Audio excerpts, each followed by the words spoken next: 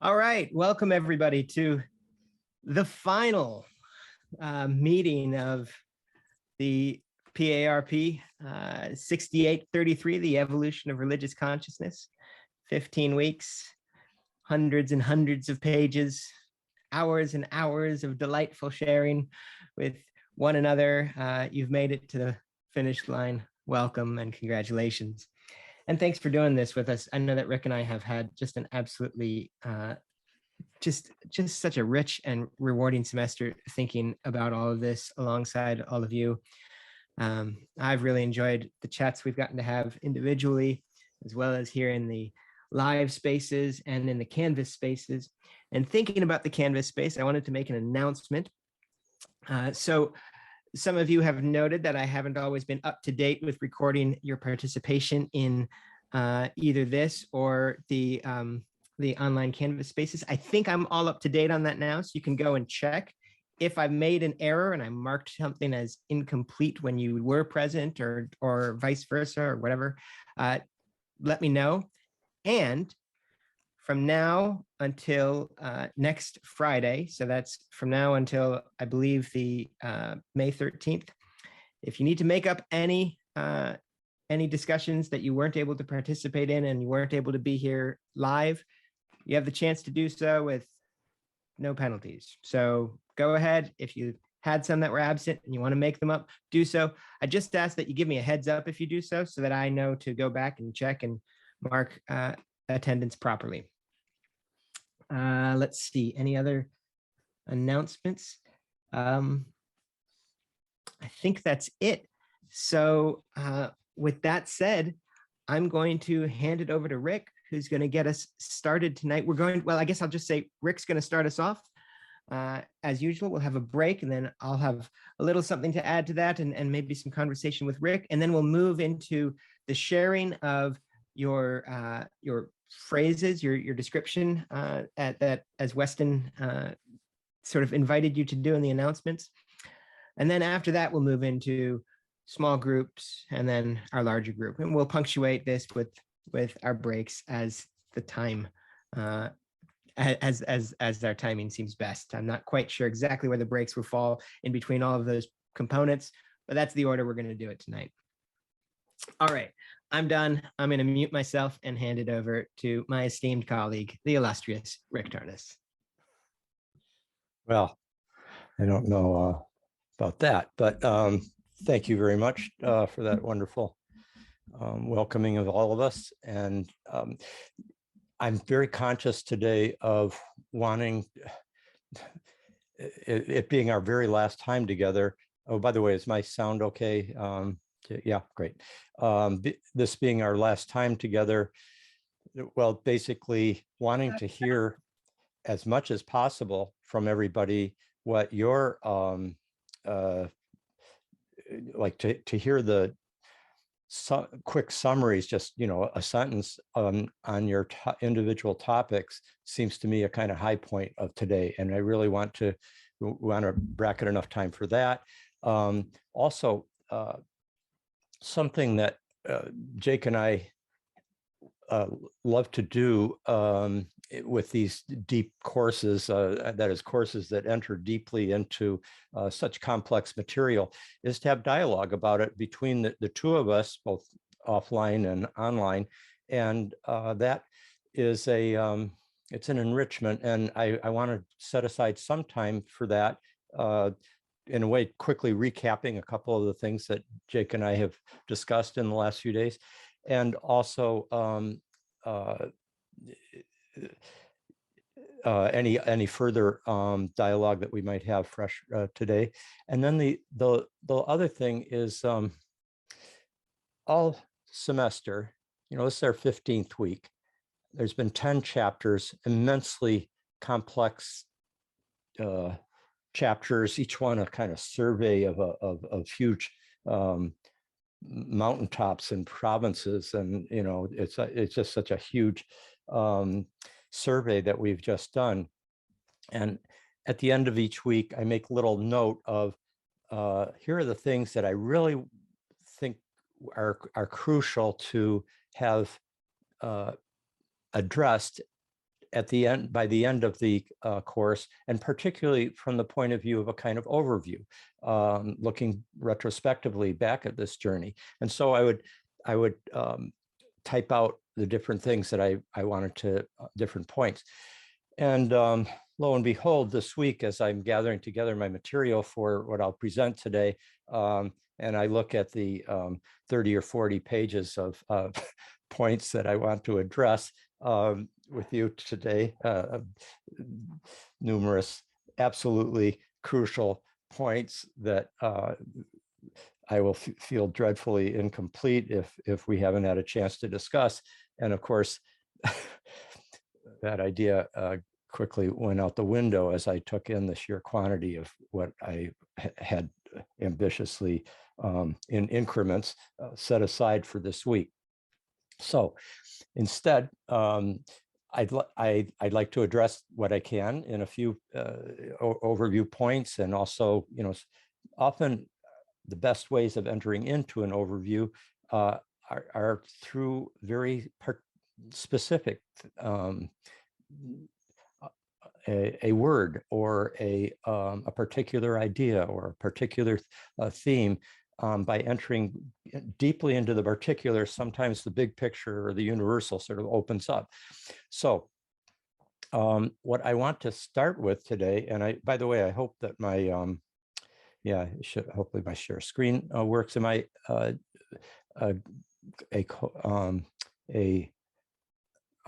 someone who can share my screen? A co-host? Yeah, co-host. Let me make sure.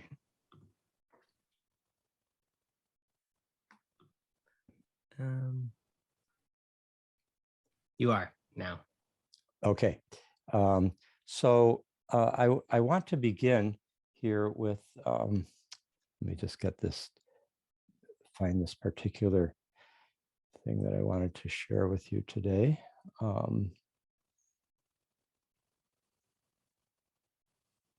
This is the problem of having so many things open on my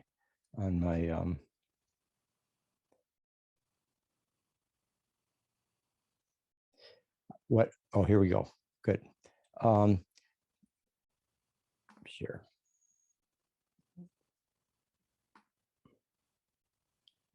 Let's see. Are you seeing something that says mythos? No, we're seeing a black box. Oh, there we go. Mythos has appeared. Okay, and now I just need to open it up better and move this to the side. Okay, is this legible to you? A page that shows like a dictionary definition of mythos? Looks pretty good from where I'm sitting. Okay, yeah, I could make it bigger. Okay, so this is from the Oxford University Dictionary Presses. And I wanted to take the word mythos. Basically, I wanted to do a kind of specific case history, as it were, to illuminate how our humanity's different epochs and different metaphysical and religious sensibilities have evolved. And particularly, I want to look at a feature that distinguishes the axial from the archaic and tribal, the pre-axial, but also that distinguishes the axial from the modern. And I would also argue shines a light on what makes our time different than the modern, different than the axial, though absolutely dependent on those and growing out of those as kind of layered depths of our own being and our own sensibility. So this is the word mythos, and you can see basically that this describes in a lot of, so this is a definition that pretty controversial, a traditional or recurrent narrative theme or plot structure, or a myth or mythology a set of beliefs or assumptions about something. But then look what the example that they give as characteristic, the example that they want to give as a contemporary way of using mythos correctly. The rhetoric and mythos of science create the comforting image of linear progression toward truth.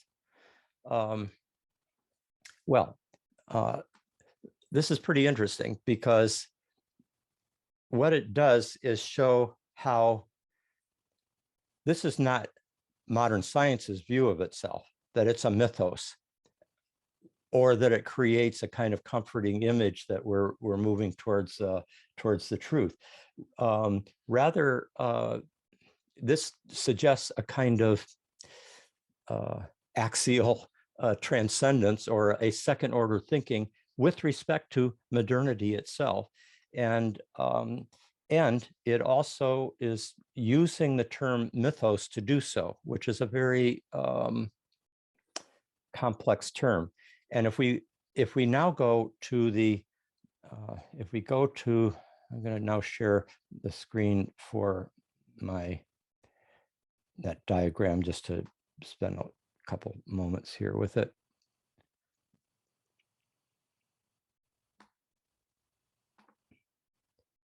Okay, is that visible, Jake? Looks great. Okay, great. So a familiar image here, and I'm not sure how to get rid of this thing here, but oh, that helps. So that word mythos, notice how it has shifted as we move from, once the, Bellah has described the mythic capacity, based using, of course, Merlin Donald's theory, but helpfully showing how the mythic capacity has informed the tribal and the archaic and the axial, each of these, but in different ways. And in particular, once we get to the axial, there is, even though there is what we would call today a mythic dimension, narrative, a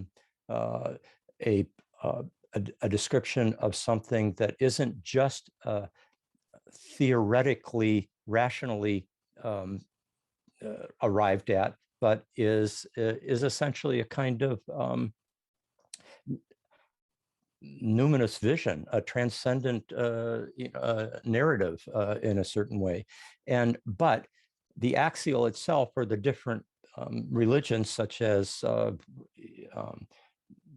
Judaism, or the different, in their axial moments, they regard what preceded themselves as being myths, using the word myth to mean something that is false. It's an illusory story. It's an idol. It's a something that we need to transcend in order to and leave behind in order to see the truth of reason, or the truth of our God, who is uniquely real and true with a capital T, compared to the archaic and primal perspectives, in which you could have multiple multiple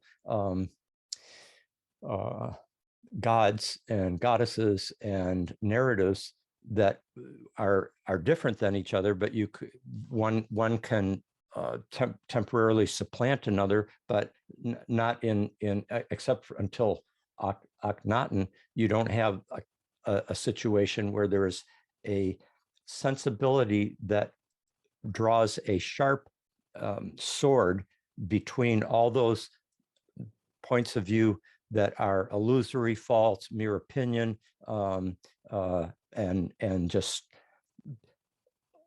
old folk tales, stories, versus the truth. This is certain, and this can be, we can now regard everything else as being only a myth. Okay, so mythos is shifted right there in this huge meaning here, but notice how also it shifts once we get to the modern, where even the axial in their religious forms are now seen by a certain highly developed form of the modern as being, namely that valorizes instrumental reason and a disenchanted universe within which the human capacity for intelligence and conscious, purposeful agency is unique, and it regards the axial, except for that one stream coming out of ancient Greece that was secular, skeptical, philosophically more abstract rather than mythic or religious per se. Except for that, the modern views all this that preceded, particularly the medieval, because you always rebel against your parents the most intensely in the attempt to differentiate the self. It regards all these as being either primitive or undeveloped or something that needed to be grown out of, etc. And now here we have that definition given in the by the Cambridge, Oxford dictionaries that regards the postmodern, or regards the modern key scientific worldview core. And I do believe there is a worldview that most practicing scientists carry, even though technically science is a method, it's not a worldview, but in fact, it is held as a world view and a kind of neo-Darwinian form of, well, I won't go into all the details, but that's another course. But the main point is that we're speaking from a different place here when we talk about science itself is a mythos, and the reason that I'm bringing this up right now is that the fact that that definition could be given, or that sentence about science being just as an example. It's not given as a controversial example. It's only it's just given as a straightforward illustration of how the word is properly used, and that's when you can tell what an assumption. The assumptions or presuppositions that have really lodged into a culture as a default sensibility is that it's not calling attention to itself. It's not a voice crying in the wilderness, and so forth. It's just something uncontroversially pointed to. And the postmodern has a capacity for, we'll get into this a little bit later more, but the postmodern has a capacity for recognizing the role of imagination and mythos and psyche as crucially, both collective and individual, crucially playing a role in all attempts at knowledge, assertions of truth, religious, scientific, etc. Okay. And then I wanted to, just before I leave this diagram, I want to just take a quick moment to talk about the big picture here, and as is my wont, and especially as this is our last class, and it's a good time to be thinking about overviews. Basically, I've wanted to see if we can discern in this long evolution a kind of larger arc that has a narrative kind of through line, a thread that shows a kind of continuity in this long history. And as we talked about before, this diagram, it shows the shifting relationships between the human, the divine, and the natural world and cosmos. And it does that by tracing the evolution of our symbol systems, and it focuses on the gradual migration and shifting locus of where meaning and purposes and of conscious intelligence, of spirit and soul, of agency, of interiority and depth, also where authority and power is rooted, what's of most value. It traces where the numinous is experienced. It traces what's most admired, respected, maybe even inspiring of awe, what holds the highest concern for us in each epoch. Okay, all of these are interconnected, and all of them seem to be going through a kind of collective evolutionary migration and mutation in more or less coherent packages or clusterings from one form of culture to the next. So we've now in this, Bellah has basically spent most of the book describing this top left-hand quadrant, or let's call it a quadrant of the larger mandala, from primal through archaic through axial. He's speaking from in here, very in his pluralism, in his recognition of the interpretive role that is always at play at work, in his affirmation of multiple realities, of the value of multiple traditions, that kind of multiculturalism. In many ways, he also his interest in going into deep history, into the deep cosmic and evolution of life to understand the human being. All these they grow out of the modern, and yet it is now in its multiplicity, in its ecological awareness, in its anti-patriarchal impulse, in its carrying of a kind of affirmation of non-ordinary states of consciousness. All these reflect a postmodern milieu or sensibility, and I think he's speaking from that, but at the same time he's drawing on the modern perspective in so many ways, and he is deeply modern, and so much of what we've looked at is the consequence of great modern scientific and scholarly research, anthropological, animal behavior, and of course the specifics of religious and cultural history that he has explored.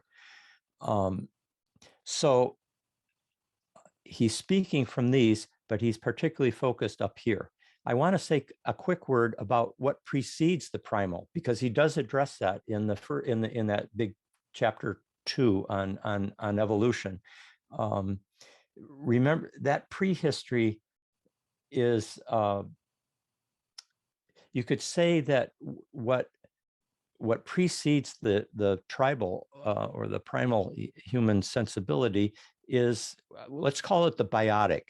So down here in an earlier iteration of this spiral, down here would be the biotic, moving towards the primal. And in this lower left-hand quadrant, you could say, and there's a reason I'm bringing in this prehistory, because I'm drawing on Bellah and others to show a larger continuity or through line that's going through this entire evolution.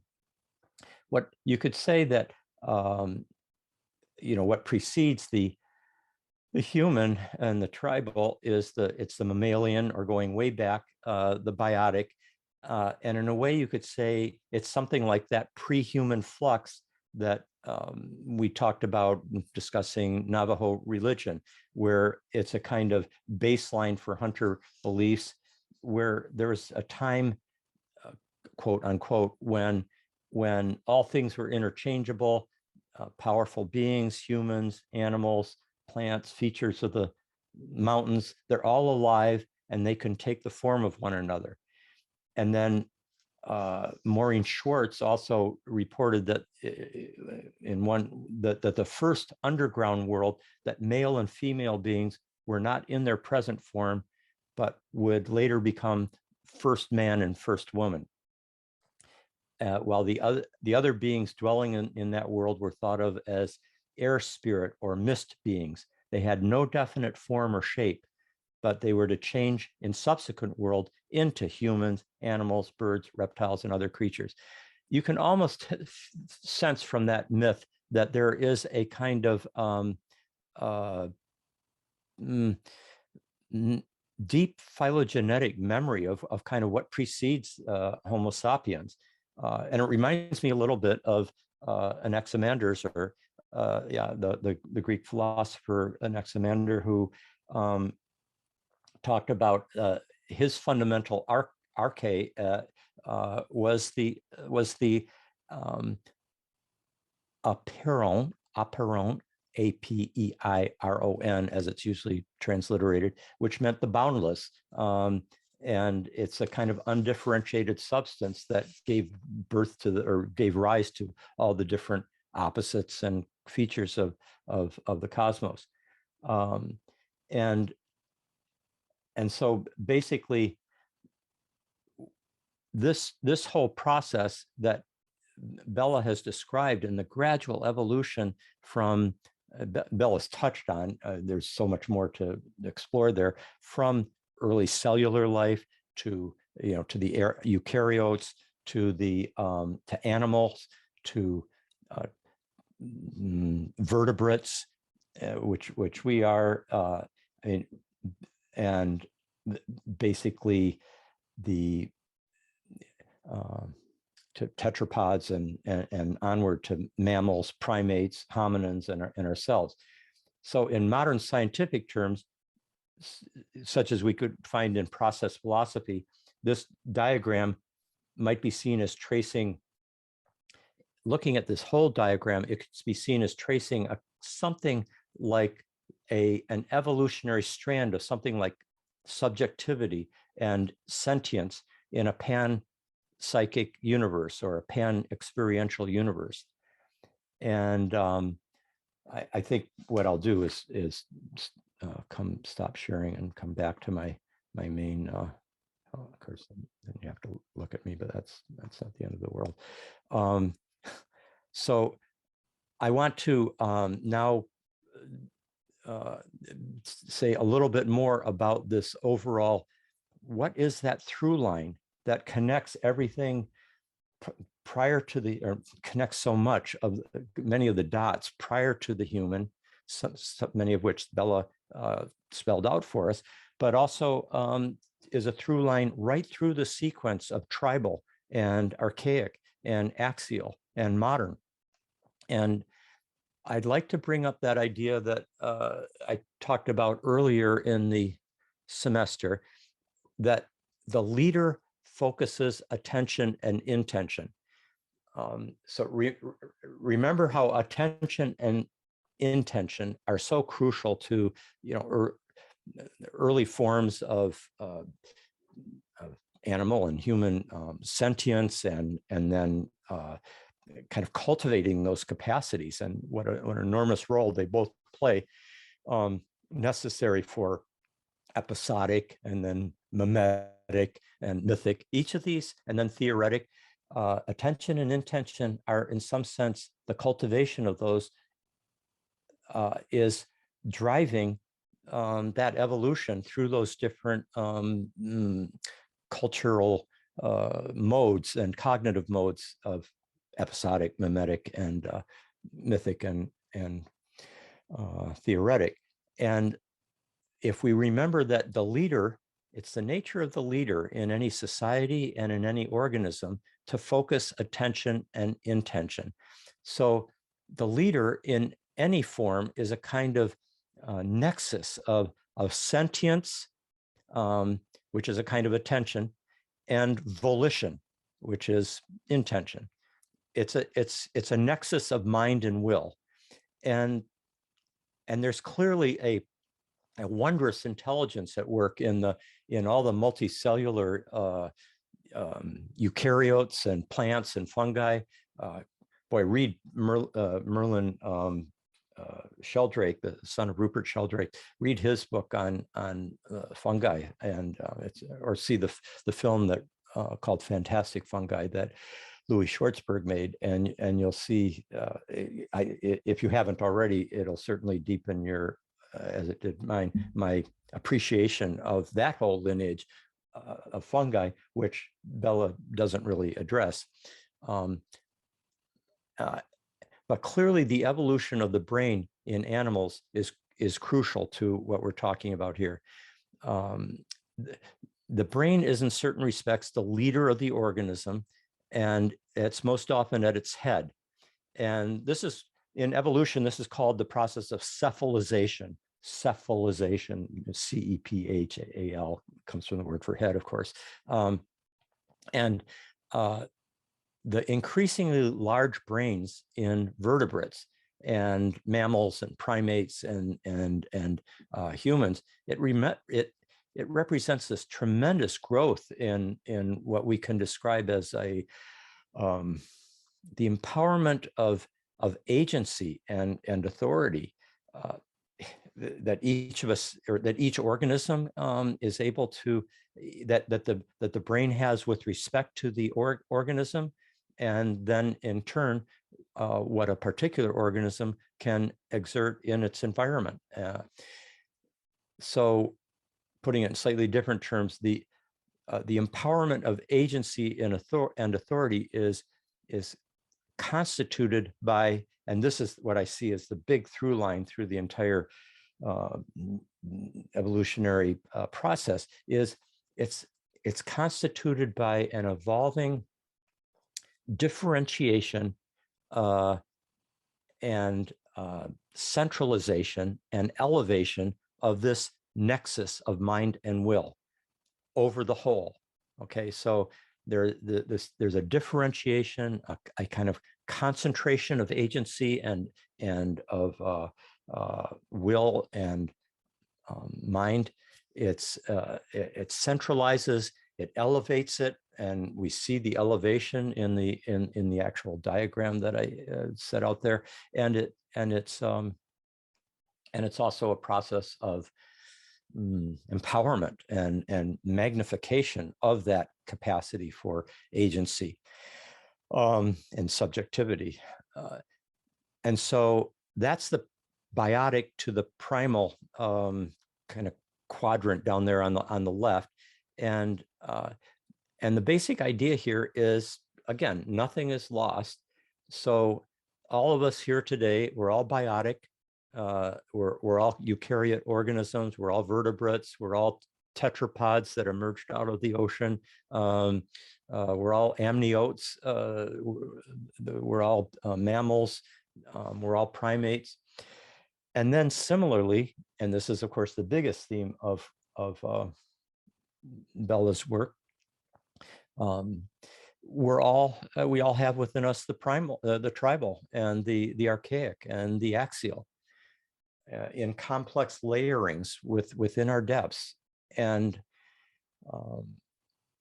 if we include Bellah's earlier essay, we see how the larger evolution from the tribal to the modern was made possible by that intervening axial age, which differentiated, and this is the key, it's such a key shift in the entire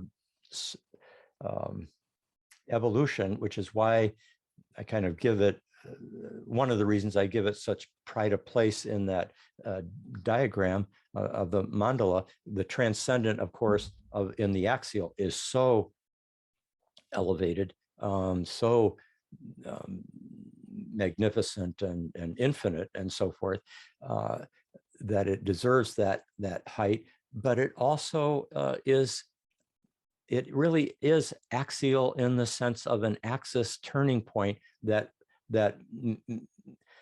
affects everything else, right down to our current situation, both in the nobility of the current sense world that we're the current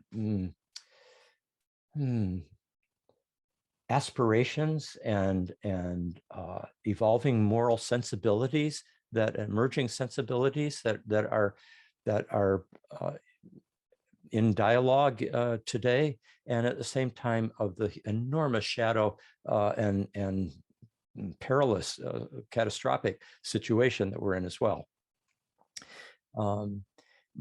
This differentiation of a transcendent human self within the immanent world that is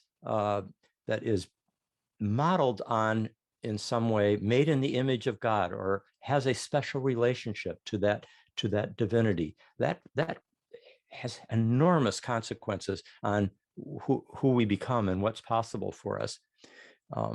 So, and then in each of these epochs, like the tribal, you've got, we could say that that collective egalitarian tribal effervescence ritual with the sense of ubiety, the ensouled land, the ancestral land that has stories just in every behind every hill and tree, and that porous self, but it's embedded in a tribal identity that's in turn that has a kind of governing ethos, mythos, and that has authority. The dream time, it has agency. It's listened to with great admiration and respect. It's a kind of brain for the organism of the tribe.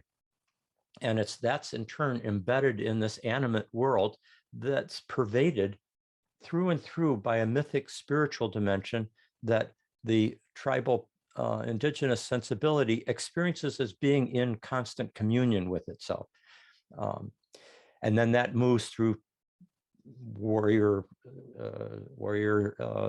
upstarts and chiefdoms to the fully enacted archaic, with its hierarchically empowered king and pharaoh, who's both divine and human. And you can see it's getting its authority again from even more. It's the mythos, the numinous has started to get more kind of celestial, and the highest levels of the hierarchy, of the human hierarchy, are undifferentiated in some ways, or just semi-differentiated from that celestial numinous source of the most powerful agency, the gods. And then eventually that breaks open in all the ways that are followed by Bellah in this book, to an axial transcendent divine dimension that's tied to a new form, first of all, of subjectivity on the part of the divine, which is has a kind of there's a unification from the many gods to like the one God, or the sovereign idea of the good, the divine reason, the mandate of heaven,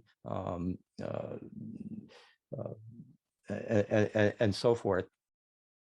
And it's tied to a new form of democratization of spiritual dignity that overcomes the archaic hierarchy, social, cosmic, religious hierarchy, and it breaks the old the axial breaks those compact cosmologies of the past and moves into a differentiated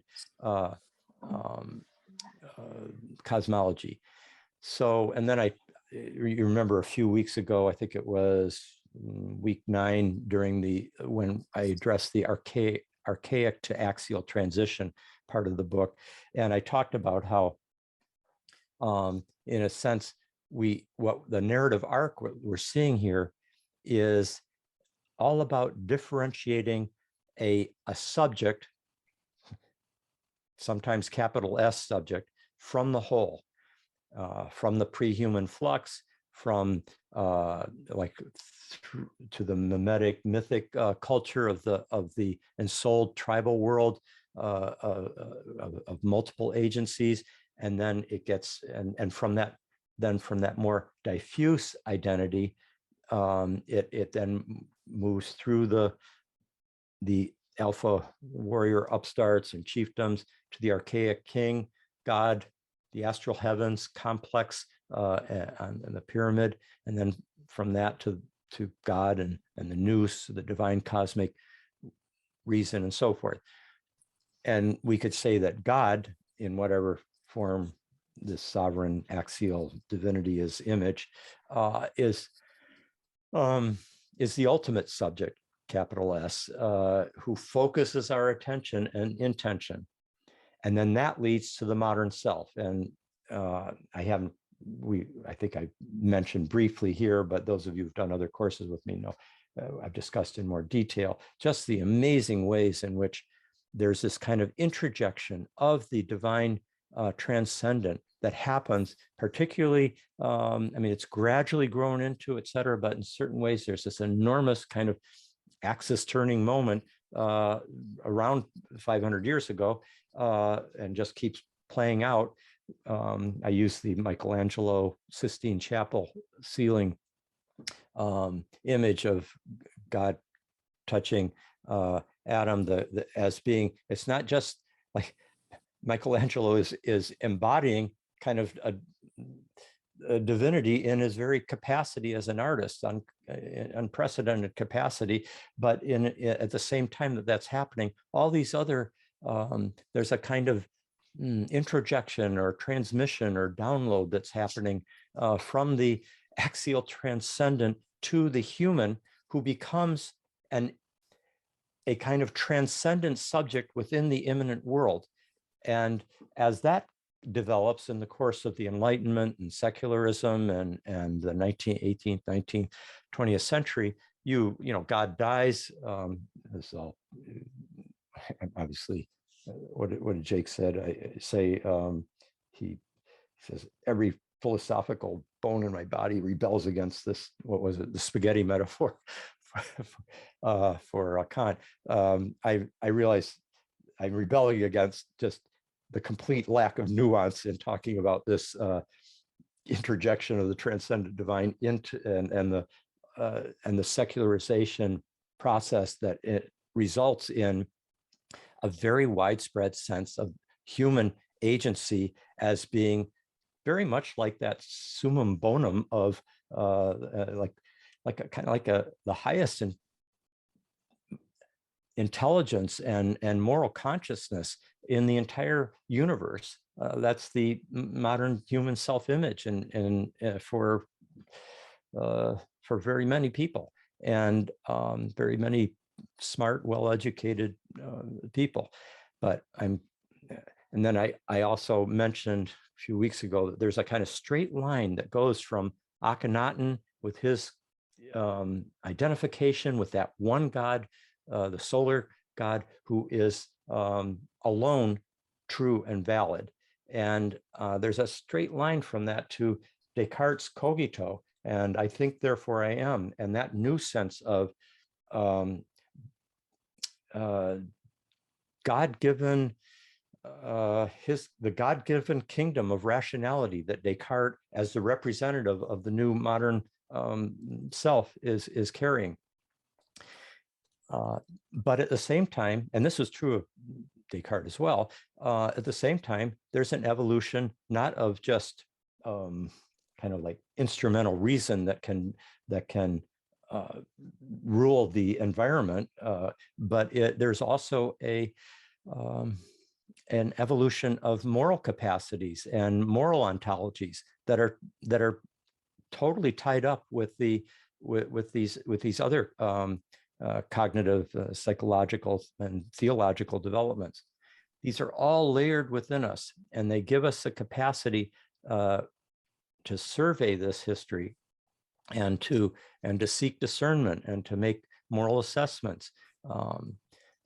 So let me say something about the fall as a mythos, because it's this speaks to our own time, and it speaks to certain forms that this mythos took in the Axial. The myth of the fall reappears in different ways over the ages. And I've been thinking a lot in recent years about various inflections of this mythos of the fall. So there's the fall that most of us are familiar with in terms of doctrine and religious belief. And that's, of course, the version that's set out in in the Hebrew Bible and in Genesis, but is particularly emphasized and developed in traditional Christian orthodoxy. Augustine certainly plays a role in that, but many others. This has been a tremendously influential form of the fall historically. It's a fall from God's grace. It's a fall from an earlier state of blessedness, and it is our fallen world and fallen state of the human that we're all facing now. Okay, so that's one view, but I think we all today we live in a more complicated and multivalent postmodern version of the fall. I would say that there's three other different falls that are experienced simultaneously now. One of them is that widespread sense of the loss and the ecological and spiritual consequences of that loss, of a felt deeper unity between the divine, the human, and non-human nature, the earth, cosmos, etc.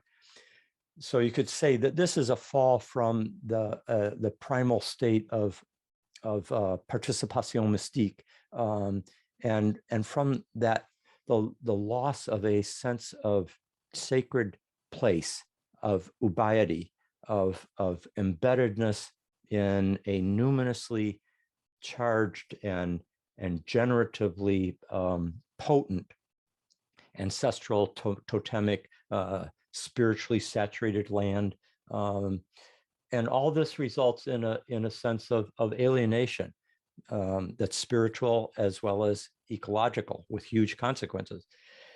Then there's so that's a kind of fall from the primal sensibility, and there's a very, especially in our circles and like at CIS or in the counterculture,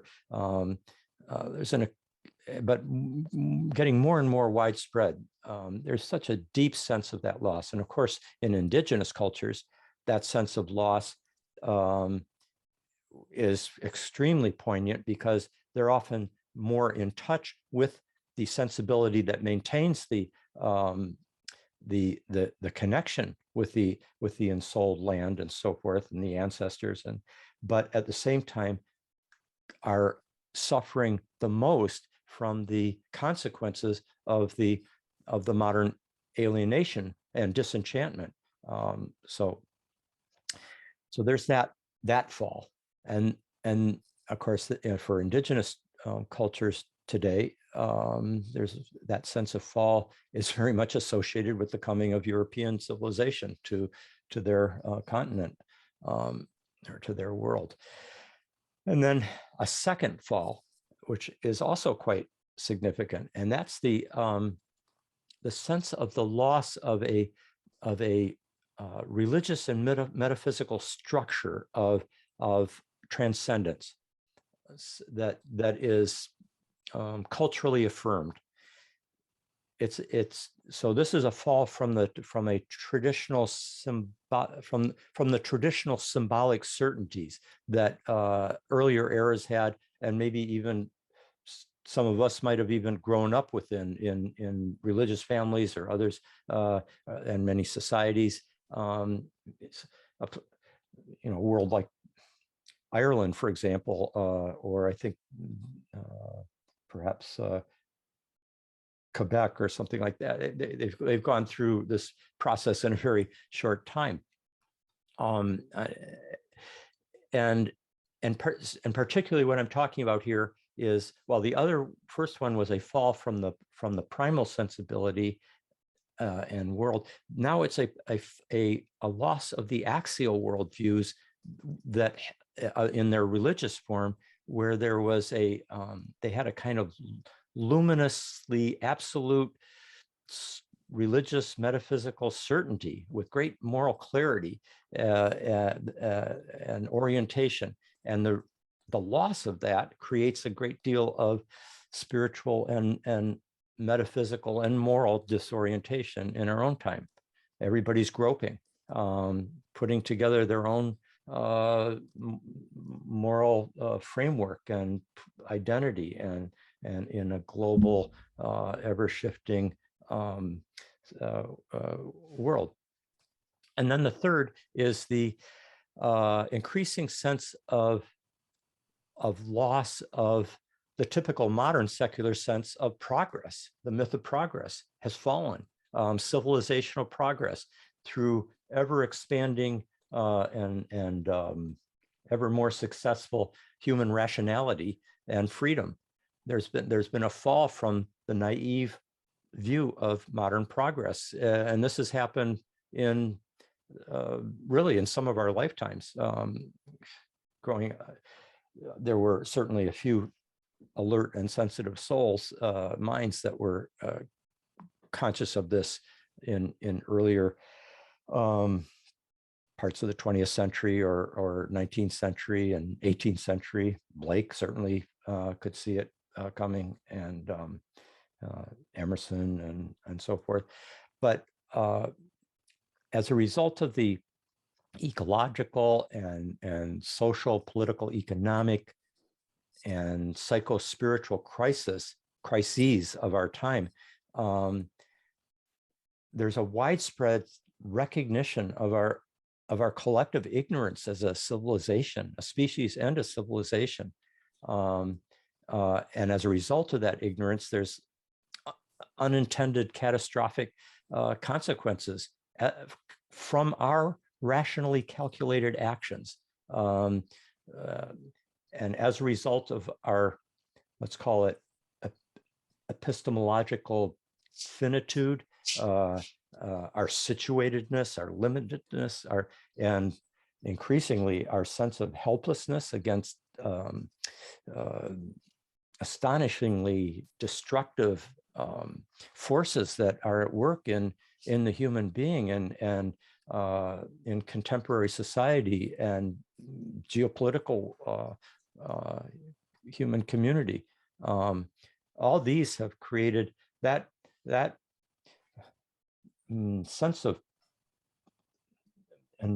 enlightenment, optimism, and of progress through human reason and developing human freedom and individualism and so forth, has really been profoundly undermined. So there's another big fall there. So you can see a fall from the primal, fall from the axial, fall from the modern, and all those are in the postmodern sensibility, which is in part a sense of descent, going down, an initiatory, I think of it as an initiatory descent into the night sea journey, the underworld of we're in the postmodern is a liminal condition, and there's a transformational crucible that involves, in some sense, an ego death of this powerful form of transcendent subjectivity that the modern human was carrying. And we're having to kind of die out of that arrogance into recognizing the larger spiritual dignity of all beings and the carrying of forms of intelligence in all beings and in the whole that we brilliant humans have completely underestimated or even been completely blind to, as a result, creating a classic tragic drama of the fall from hubris. But there's the possibility, as happens in every psycho-spiritual emergency and breakdown and transformation, there is a possibility of a rebirth that has let go of our old specialness, but then receives, as a result of the dying to the old limited egoic arrogant self, there is the potential for a rebirth in which a new sense of, in a way, sort of species and human an individual significance, specialness emerges, but it is now one that is rooted in the cosmos itself, and that the cosmos is expressing through us, and that we are its flowering, and it permits a new humbler, but at the same time grand participation in the beauty of the whole that we were blind to. But that will take an enormous moral transformation, which typically depends on a kind of facing of a dying, undergoing a kind of dying. All right. I just want to maybe say a couple of other quick things here before we go. And I'm really looking forward to hope we have Jake and I have a chance to have some dialogue together about a couple of points that we were bringing up ourselves before. One is, you may remember towards the end of of Bellah's concluding chapter, he brought up a marvelous quotation from, this is on very end, page 605 and 606. He brought up Herbert Fingeret's description of how it's our fate to have a choice of spiritual visions. And that the paradox is that you need to have a kind of commitment to a particular vision, but that none of us can embrace any of these as being solely the right one. And anyway, he ends this is the quote where he says, we must not ignore the fact that in this last analysis, commitment to a specific orientation outweighs, he says, catholicity of imagery, the larger picture beyond our unique religion. But then he says, one may be a sensitive and seasoned traveler at ease in many places, but one must have a home. Still, we can be intimate with those we visit, and while we may be only travelers and guests in some domains, there are our hosts who are truly at home. And he ends with this sentence: home is always home for someone, but there is no, in capital letters, absolute home in general. I would just like to modify that just slightly. And this is the idea that there are many homes, but I think all homes are home to the precise extent that there is all homes are home to the precise extent that each individual home, whether it's our familial home or it's our spiritual home, the practices, the religious spiritual practices that we cultivate and so forth. All of those homes are home to the precise extent that they participate in an archetypal home with a capital H, which can be inflected in the 10,000 million forms that people can feel at home in. But in the same way that all things are beautiful to the precise extent that the beautiful, the archetypal essence of beauty that is timeless, eternal, etc., is informing it, and that is participating it. So also, I think somebody's got their sound on. So also is there a home that every great religious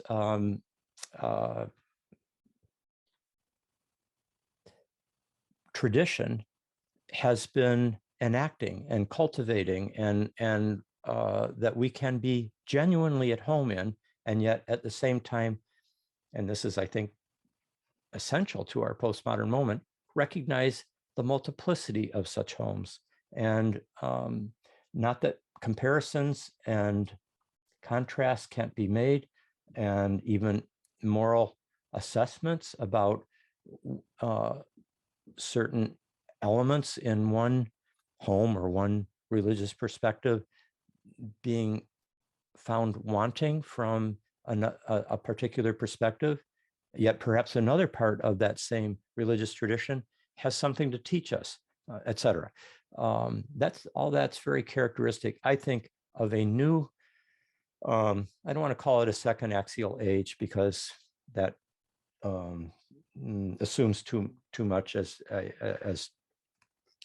I mean, I appreciate why Ewart Cousins and Thomas Berry were thinking in those terms. And it is, in that sense, given how enormous the first axial age was, and what they were relating as fundamental features of a second axial age are all related to that first axial age, and both growing out of it, but also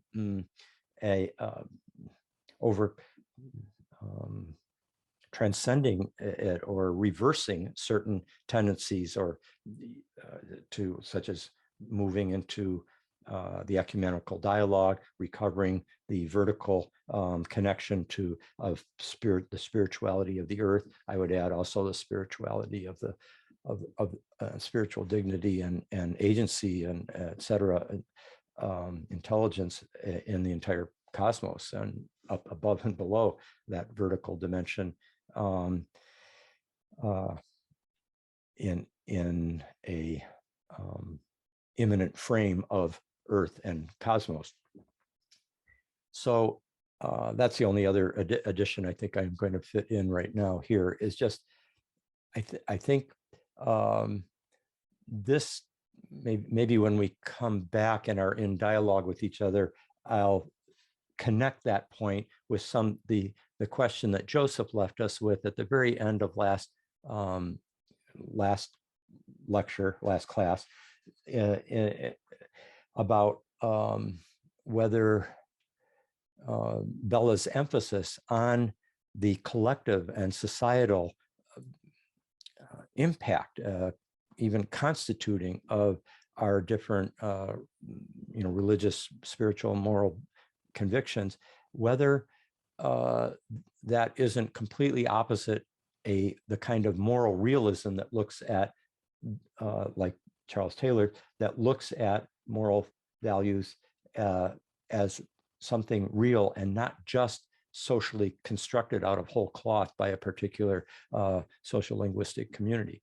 I don't want to, I'm out of time now, but maybe there'll be time to connect what I just said about archetypal homes, et cetera, and Bellah's way of framing it, coming out of Fingeret, with a way of looking at Bellah's overall work that doesn't lock him into a position that is, I think, what isn't really his position, as being antithetical to moral realism and Charles Taylor's perspective, and why they saw themselves as allies.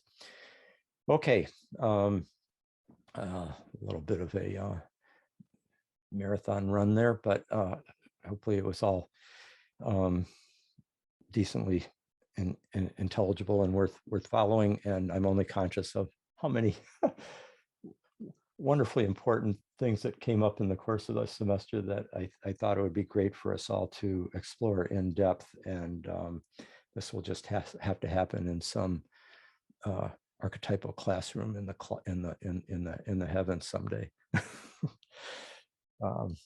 Okay, shall we take a 10-minute break, Jake, and then when we come back, we'll hear from Jake and maybe have a little dialogue with each other, and I'll let Jake determine the shape of things. Sounds great. Okay. Thank you so much, Rick. In 10 minutes, we'll reconvene back here, and we'll get some dialogue going, and then we'll hear from our students. All right, welcome back, everybody. I'm not going to do a long sort of formal talk. I want to open up a little bit of a dialogue with Rick. I'll say a couple of words at the outset before we get into our dialogue about some of the extra readings that you might have done for this week. And if you haven't done them yet, I encourage you to look at them because they are helpful. But first, I just want to I want to say thanks, Rick, for again such a rich send off for us as we look back and come to the end of this course. I felt like so much of what you were doing in that that first hour there was recapitulating and deepening what we've been talking about for 15 weeks. And that movement of recapitulating and deepening is also a movement that Bellah keeps doing throughout this book, that he's nothing is ever lost, right? His refrain, and the way that nothing is ever lost is because it's recapitulated, it's sometimes repaired, it's sometimes restored, it's renewed, and it's creatively retrieved. So it moves forward in that act of recapitulation. And so going back again to those diagrams, I felt like we were deepening into them as you did so, and adding new components, including that just really rich reflection on the hidden biotic prequel to what we've been thinking about, and then really drawing attention to this aspect of well, two things there at the end that I found so powerful. One, this notion of the democratization of the democratization of divinity and royalty that the Axial brings in a powerful new way, that in one sense that centration that you were describing and that cephalization that you were describing at a sort of evolutionary level, there's something like that that's happening in that, or that analogous, that we can be seen to happen culturally analogously in this movement from the archaic to the axial, through a kind of centration, a literal cephalization in the head of state, and then this sort of radical democratization that happens as a result of that. And then finally, this reflection on three aspects of a kind of postmodern fall: the fall from ubiety and ecological embeddedness, the fall from archaic or axial religious and metaphysical structures of transcendence, and the fall from the naive sense of progress. I think I saw in the chat that some people pointed out that, and I think it's worth underscoring, that all of these had gendered aspects to the fall too, which is of course present in that early myth, that the myth of the fall has always been bound up with how it cashes out in terms of gender relations and patriarchy and things like that. And in each of these falls, I think there's different aspects of gender questions that are coming out of them. It'll be certainly at the level of the loss of the primal, the loss of the ecological, the loss of that primal egalitarianism brought new sorts of gender roles in, including new patriarchal gender roles. The loss of the religious and metaphysical structures of transcendence is interesting, because in many ways that coincided with a kind of emancipation. And yet it's worth reflecting on what's also lost in that aspect. And likewise, the loss of the belief in progress. There's a kind of emancipation that happens alongside that, because belief in progress so often upholds imperial projects and has been used to justify those kind of colonial projects. And yet loss of belief in progress also means we lose a lot of the language we've used to argue for emancipatory movements, and that we still do. And the very fact that we describe, this is a point Taylor makes, of course, the very fact that we describe civil and social movements as movements is a mark of this a sort of modern view of history associated with it, and a kind of belief in progress. We can talk about the feminist movement, we can talk about the ecological movement, and we can talk about these various emancipatory things as movements, because we have this imaginary, and I don't mean that as imagination. I mean, I'm using Charles Taylor's language there, the social and cultural imaginary, the way in which we sort of picture ourselves in relationship to the world, and we view it in terms of these successive movements that we participate in or that we can stand athwart. So that's pretty, anyway, that I just found it very rich, and I wanted to draw attention to some of those points that I felt you were making, recapitulate them really briefly myself. I want to encourage people, if they haven't, to look at the supplemental material beyond Bellah that we have for this week, especially the essays by Yang Zhao. I don't know if I'm pronouncing his name right, but the Zhao essays, they're both really short, right? Compared to what we've been reading throughout this semester, the readings for this week are short, bite-sized things that you can sit down and read. They were written to be given as talks in person or for consumption on the internet. So it's very different than reading, 100 pages of Bellah or something like that. But they're very rich. And the two essays that we've put up there for you to look at from Yang Zhao are, I think, looking at Bellah's work from two different points of view, both of which I think are really informative. On the one hand, he's situating it in the midst of what you can think of as a kind of new religious naturalism that's going on in the academy. The language I use for these folks is, I always think of them as the cognitive scientists of religion, and kind of like their fellow travelers. So the cognitive scientists of religion are oftentimes trying to give a naturalist explanation for religion.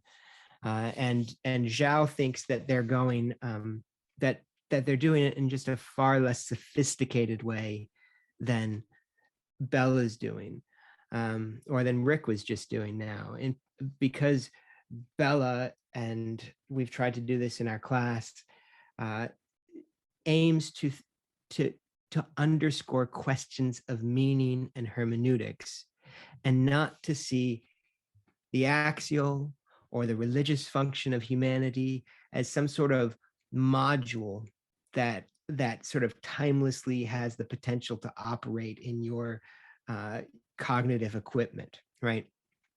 And I think what we've tried to resist doing throughout this course is to seeing, when Rick talks about the archetypal home, what I take you to be saying, Rick, is not that there's like this timeless bit that's the real home out there that we participate, that we have our little instantiations of it, our participations of it here and now, and it gets named a certain kind of Confucianism, or it gets named a certain kind of Christianity or whatever, but that the archetypal home is only ever instantiated in particular material events that participate it. I don't have access to it just in itself. And that's what prevents me from running a kind of perennialist story, which is always a kind of subtraction story. This is the language that Charles Taylor uses. A subtraction story is when you say, well, if you just take away the accumulations, the accretions that attach to this thing, then you could get to the real core.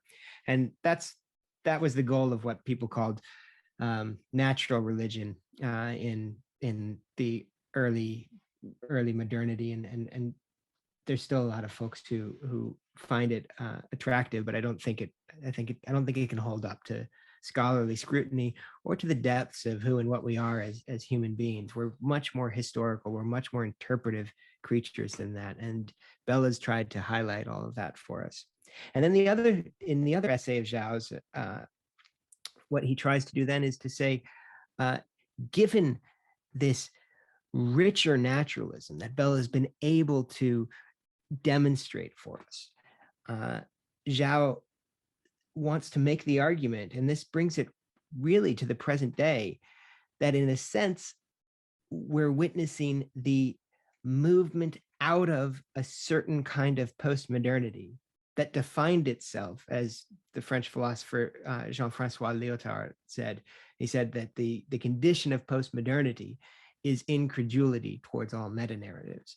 And Zhao is saying what Bellah's done maybe not completely successfully. There's all sorts of ways in which we can argue with him. I have arguments with Bellah, so I'm not trying to just say that Bellah has done this perfectly, but what he's arguably accomplished, at least what Zhao thinks he's accomplished, is to tell a new kind of grand story that includes those moments of criticism, that includes those moments of critique and a decentering of any one narrative. And so it takes into account those critical voices that challenged the possibility of any meta-narrative, and then brings them into the narrative itself as a kind of a relativizing of the absoluteness that otherwise attaches to meta-narratives and is what turns them into imperial programs. And so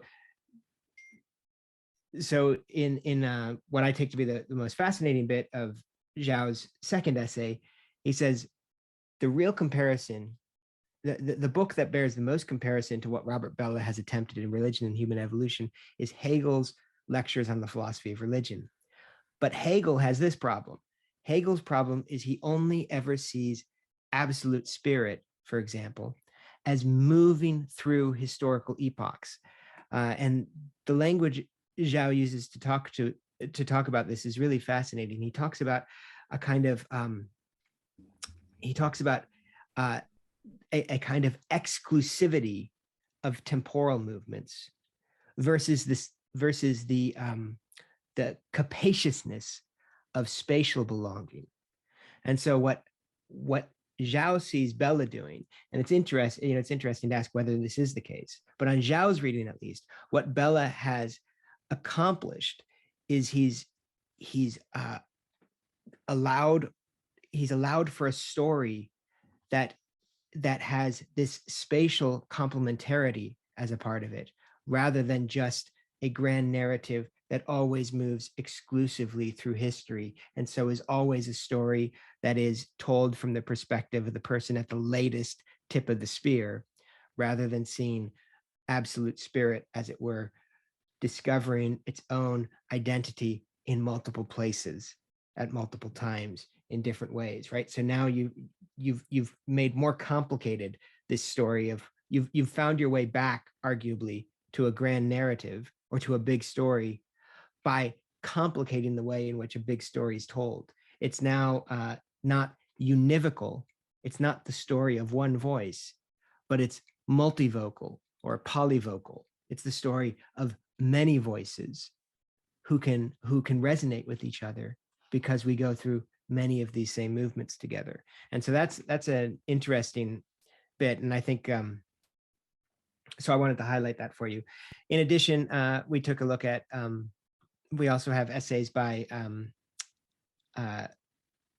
Luke Timothy Johnson, who raises a series of 5 critical questions for Robert Bellah, and Wendy Doniger, who raises some, I don't know that I'd call them critical questions, but Wendy Doniger is a great scholar of India, and I think she's trying to point out ways in which this story that Bellah's told, as large and as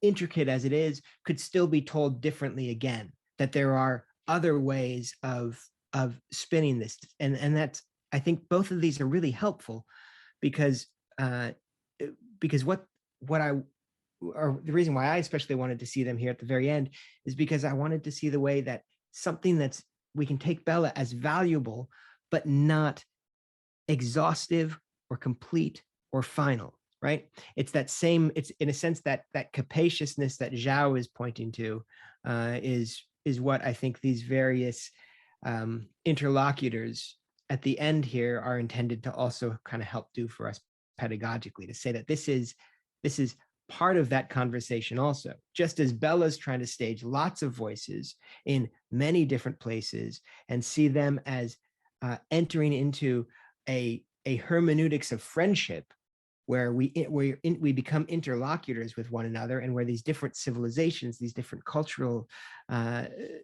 moments, these different historical epochs are interlocutors with one another. So to Bellah's text is not absolute, it's not even definitive, but it's part of a conversation that it initiates, and that hopefully this class has helped us to initiate. All right, Rick, I see you fell out for a little bit there, and I now see you back. I only just saw that you came back because you popped up in the bottom of my screen rather than the top of it. Right. So yeah, my internet just completely disappeared, and both my wife, who's doing a middle of therapy analysis as an analyst with her downstairs, and both of us are suddenly anyway, we had to reboot the internet. Thanks for carrying on. I was glad it was during your presentation rather than mine. That would have been less happy. So yeah, how are we doing with time in terms of our dialogue, or in terms of what else we've got planned to do?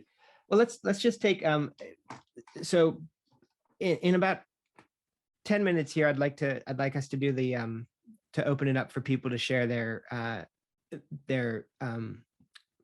sentence long, phrase long reflections on, or I can't speak, their account of what they're doing, to share their snippet of what they're doing for their final papers with one another, because it's really exciting. I've gotten to hear almost all of these, and so I think everyone else will be excited about that.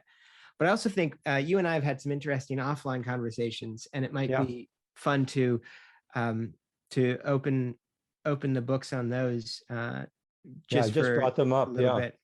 I just pulled it up here on my screen just to be able to refer to, in case that would be helpful. We could pinpoint the three different issues that sure that we went back and forth on. I can maybe just lay out quickly the parameters, do one at a time. So the first one, I was following up on Jake's wonderful emphasis on from last week on the ambiguity of the axial. He talked about there's a metaphysical ambiguity, really in its interpretation. Is it from a totally immanentist frame ground, or can we see it from a realist transcendent affirming of the transcendent as well, etc. He also talked about the multicultural, the fact that the axial expresses itself in diverse ways in multiple cultures. So there's that kind of multivalence. But then he talked about the moral ambiguity of the axial, that it wasn't it was not an unalloyed good, and that it brought new forms of oppression, and that these new forms of oppression were not just continuations or recrudescences of the archaic forms of oppression, and he said examples of this would be something like European colonialism and racism, for example, which is impossible to imagine outside of axial self-consciousness, that allowed figures like Kant or Hume to think of themselves and their compatriots, this is Jake's words, as enjoying greater dignity than they governed, than those that they governed or exploited because of their putatively greater moral self-possession, as Christian Europeans. As Bellah notes, each of his four axial cases thought of themselves as having a lock on the truth, and this often yielded a new kind of insider-outsider division. But even when the axial insight moves from a parochial to a more cosmopolitan mode, this is still Jake, it could still be used to justify rampant forms of extraction, exploitation, and so on. There's archaic versions of empire centered on the God King, but there seems to me, Jake, to be axial forms of empire centered around a kind of paternalism. And I responded, I think this makes very good sense. and I would just add that in certain ways, we could say, I would add to this that at least in regard to the examples that he's given, that Jake gave, that there are there's theistic religious in a way. What the axial provides is a kind of weaponizing in an axial way, because God's on your side, the transcendent God that you're absolutely certain of and that you're identified with as God's lieutenant, and who therefore can do anything from being a patriarchal spiritual authority that keeps nuns in their place, or an imperial power that is going to Christianize the savages, and it can, so it weaponizes structures of militarism or of imperialism that and dominance that were forged in the archaic. I would also say, in addition, in terms of dominance hierarchies that the axial can reassert, is ontologically the dualisms of spirit and matter, or of eternity and time, or of the next world compared to this world, that are then devalued, and often in radical ways, or even demonized. And of course, the masculine feminine dichotomy is interconnected in complicated ways with the nature spirit dichotomy, or the body and soul, and different a number of others. I think I put a few in the chat, my chat comment a few minutes ago. So there's a lot of downsides to the disclosure of a radically transcendent reality. And maybe I'll just start off the next thing by saying there's also, I want us to keep in mind, there's crucially positive practical consequences, and then give it over to Jake to respond on this. First of all, there's the one that Bellah has emphasized, that it liberates us from the God-king hierarchy complex of the archaic compact cosmologies, so that you democratize spiritual authority and dignity, et cetera, in principle anyway.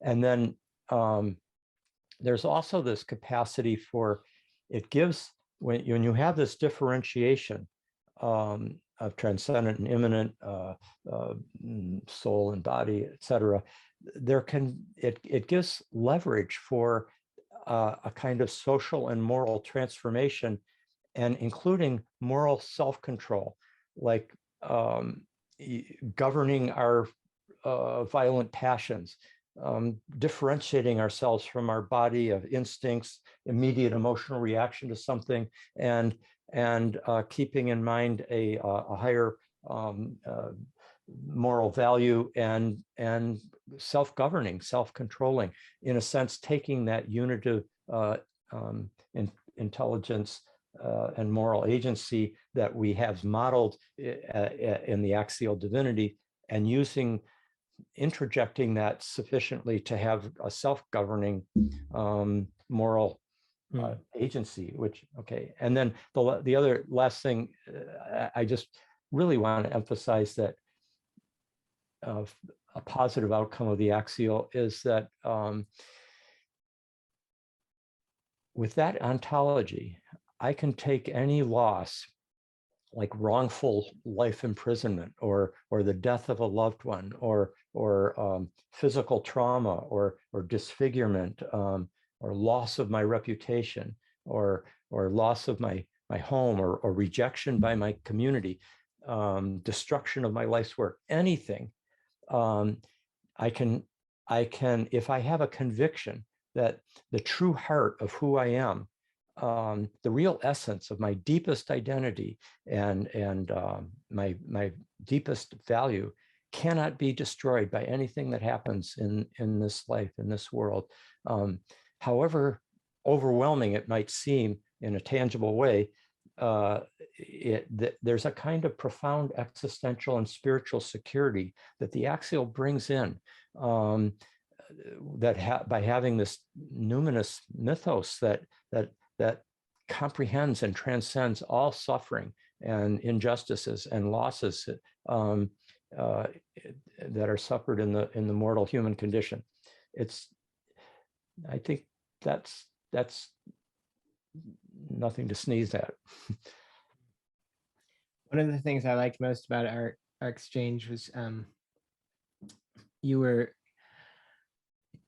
were emphasizing, and I hear you doing it here now also, the importance of not just the axial as living in the realm of theory and concept, but also the experiential dimensions of the axial disclosure. At one point, you talked about in our exchange, you wrote about a spontaneous, unconstructed disclosure of a dimension of being that makes possible the discernment of universal egalitarianism, not just theorized, but likely first felt, vividly seen, experienced with visceral and spiritual conviction as a transforming revelation. I love that. And I think that what I took you to be emphasizing there is one of the things that is somewhat elided in Bellah's text, but it's this experiential, affective, transformative events, and the way that what can be theorized as sort of axial egalitarianism, and I think in one sense has to be theorized to become fully axial. It's part of the axial is the bringing it to reflexive articulation, but it has this inner component that can also be experienced. And if it wasn't experienced, I don't know that it would carry through. I don't know that it could carry through with the conviction or the power that it does, even in the ways that you're just describing as the kind of thing that can make. I don't think it's an appeal to something that can make anything better. When you say that it's not a sort of cheap, everything's just as it should be, when I'm suffering intense injustice or what have you, but a recognition that there can be deeper aspects of reality that even though everything is wrong and horrible injustice is happening and deserves to be combated and everything else, still there's a deeper grain of the universe that can be touched or experienced. And if it can't be experienced, I don't think it would generate all of this. This is one of the things that I like about Wendy Doniger's response to Bellah this week is she I think she rightly sort of points to just, academics don't like to talk about genius nowadays because it has too many sort of 19th century heroic fantasies attached to it. But she just goes there and talks about, she has this funny bit in her essay where she talks about these different developments in the Hindu tradition, and she'll say, here's one that's just development, that's fine, and then when you get this one, genius needed, and then here's one where you're just sort of developing what's required, and then you get this change, genius needed. And I think what she's saying is there's some sort of experience, some sort of transformation, something like that Weston would call a special sauce, that has to be brought into the mix at that point, that's above and beyond just mere working out of what's already present in the culture. And that's this inner side. And I hope that Weston gave us a great metaphor at the beginning that has stayed with me, is talking about this course. And I think you could talk about Bellah this way, as it involves the necessity of adding water and stirring, right? You have to bring your own experience. You have to bring some of these other aspects to it in order to make the whole thing come alive. It's a living, vital book, but there's this inner aspect that hasn't always been there because Bellah's a sociologist and he does such a great job at describing the external aspect, but he recognizes it in this last chapter when I think that's why he spends as many pages as he does in this very last chapter of dealing with the the sort of surprising continuity between theoria, understood as contemplative experience in this very spiritual sense, and theory, understood as this particularly this developing human capacity to focus in a kind of spotlight way on these rational chains of thought. And I would have maybe liked a little more time spent on some of I like the inside of the contemplative aspects and the phenomenology of religion, but he did touch on them in the beginning when he's talking about the multiple realities, and and the B cognition, and and even in experiences that he clearly had resonance with, like the university procession. I think he laid out his affirmation of it at the beginning. He pulled it back in at the end, and in between he did a sociological history, basically. I think where we were, where our dialogue about this particular point came up was last week. You had mentioned that that there had been a kind of egalitarianism in the tribal, but the axial was able to theorize the egalitarianism because of the theoretic cognitive capacities, and that made a whole difference in allowing a universal egalitarianism concept to emerge, different than the tribal, where the egalitarianism is pretty much within the tribe, and even that's somewhat gendered, et cetera, though that's a complicated, it differs from tribe to tribe, of course. But it seems to me that the way in which we really see the axial making its impact, I agree that the theoretical articulation is crucial to the axial, but if you don't have an epiphanic dimension to it, it's not going to sail in a certain sense. And I think something, as I mentioned in our talk, our dialogue offline, was just that there's at a pretty profound level across all the axial religions, there's a kind of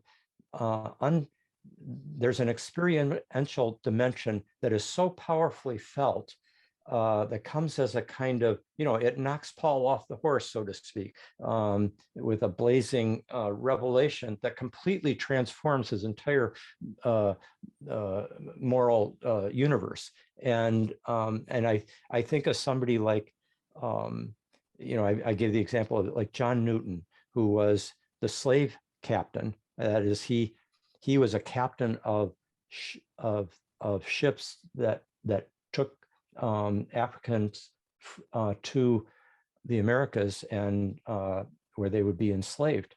And he did this for years. And then he had this one breakthrough in a crisis there at sea, but it still was a gradual transformation until finally, by 1788, he just, he wrote, he's the one who composed Amazing Grace, which I think Amazing Grace is like, it's sung like thousands and thousands of times around the world every year now. The conviction that there was this grace that was so powerful that could save a wretch like him, which he knew himself to be, that recognition of universal egalitarianism, where he became an outspoken activist on behalf of abolition early in the game, while slavery was still fully happening in the Western world. That was totally an epiphanic rather than theoretic leap, and then it gets theorized. and I just think that anyway, that I just wanted to bring in that dimension and that's why we always have to recognize that the theoretic is important, but to the axial, but it's not the whole ball game. Mm-hmm. Yeah, and that's what Bellah, I think what Bellah is trying to argue in that last chapter is actually that the theoretic gets its light from something that's more epiphanic. That's from the spotlight gets its power from the lantern contemplative consciousness. He seems to see the fountainhead of it as being this more contemplative aspect, which then somehow, and I think it would take work to draw out more fully than I think Bellah fully has, how this spiritual illumination also energizes and drives the intellectual, conceptual aspects. But it's a pretty fascinating claim. Well, you can see it with Socrates as Plato, portrays him, right. Who does go through, epiphanic experiences that then translate into what becomes Platonism, and then the footnotes to Plato. Or Parmenides, the father of logic, being initiated by a goddess, and that being where he starts this off from, so that it's right there. But how for us who, on the far side of kind of that modern fall, as you're describing it, from these traditions, and in this space of the way we think about reason and rationality and intellectuality and all that kind of stuff, I think there's still even more work to be done, that Bellah's helped point us to, but there's more work to be done to see how these connections can be tied even more tightly together. And I hope that some of you, our students, will maybe be doing that, not necessarily in your papers, but in life and work that is to come from this. Could I make a quick point, Jake, in terms of your important point of 5 minutes ago about how the conviction that there is some deeper, larger, higher reality, while that could subvert engagement, social reform, engagement in social reform, et cetera, like a kind of fatalistic, everything is as it's supposed to be, this is God's will. And definitely the axial religions have been used in that way. But they also can be, the conviction and the experience of this deeper reality can also be a moral source for transformation, for playing a role in social moral transformation. And if we, Thich Nhat Hanh is a good example, Martin Luther King. I mean, the American civil rights movement of the 50s and 60s, completely unimaginable without the role of the Christian churches and Kings and others. Inspiration within that tradition, and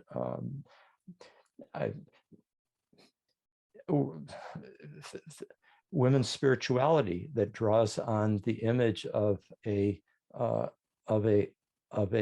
great goddess that inspires them with a sense of their own, with a sense of identity, a sense of and spiritual dignity, and a drive to embody the elevation and empowerment of womanhood and the feminine, depending on how it's defined, to like spiritual dignity and that it deserves, that it's drawing on, and is those sources to inspire, sources that transcend the quotidian, transcend the existing social, political framework. Yeah, awesome. I agree. Yeah, Gandhi's Satyagraha, and so many other examples that we could give, including environmental ones. I think things Very like much. John Muir's vision for preservation is rooted in things like that. But Rachel Carson's sense of wonder at the natural world motivates a tremendous amount of her capacity, both to see what's going wrong and to work on behalf of it. Awesome. Shall we invite our students, everybody who's in attendance who would like to? You don't have to. So nobody here has to share, but we would love to give you a chance to share a sentence or phrase that describes what you're working on for your final paper. I think maybe the best way to do this, given how many of us there are, is if you'd like to do this, raise your hand. Use the raise hand function. And that way you'll all sort of like accumulate on the top of my screen, and I will just sort of name you, and you can unmute yourself and say it, and then we'll go to the next and the next and the next. Does that make sense? Nobody's raising their hand yet, so I'm not sure if, all right. So I'm great. I can see a lot. Can you see them? All the raised hands? Yeah, I realized I'm on the wrong page. Oh. So I was on page 2, which is why I wasn't seeing them. Okay, so we'll go ahead and start just at the top of my screen with Christine. I Unmute. wasn't ready. Oh, you're not ready. Okay, I I'm can start. ready. Okay, go for it. I'm working on the persistence of the ensouled world in the face of Abrahamic omnicide. Oof. Can our deep remembering overcome nature deprecation? Awesome. I hope Abrahamic omnicide isn't offensive to half the world, but It's a powerful phrase. Is it related to Isaac or more? I mean, obviously yeah, you have much more, but it has some of that in there, but it's also this question at the point when you get this externalized transcendent God and you're no longer nature. Sure. Like that when nature was invented and we lost I think it's built off of a Matt Siegel thing, that basically said it's a prerequisite for capitalism to have this deprecation of nature. And so kind of building on that, and then that's the only way you can exploit.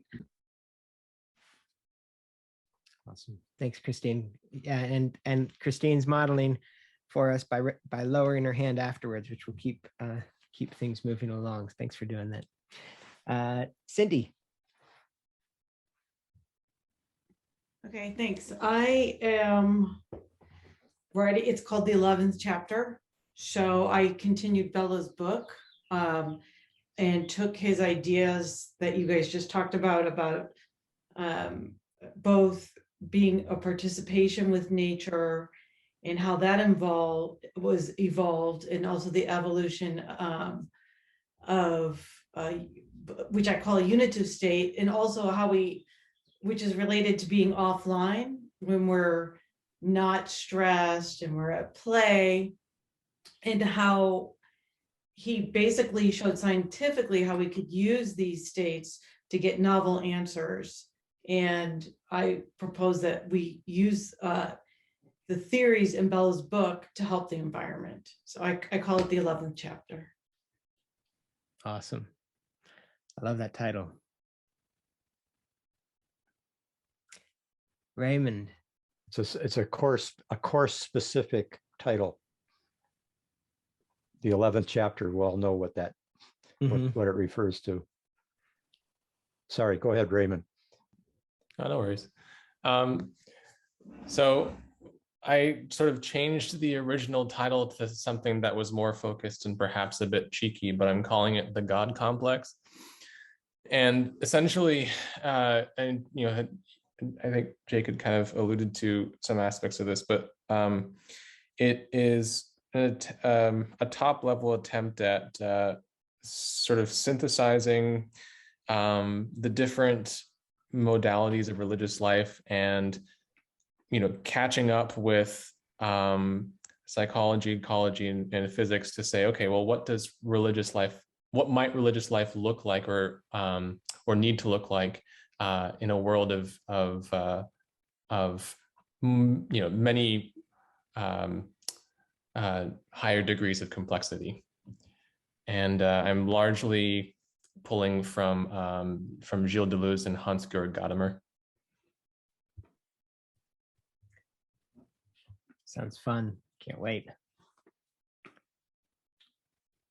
Natalie.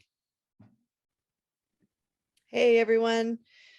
I'm excited for the opportunity to hear everybody. This is great so far. I am honing in on Bellah's core argument about the mythic never being lost, even when we see the onset of the theoretic.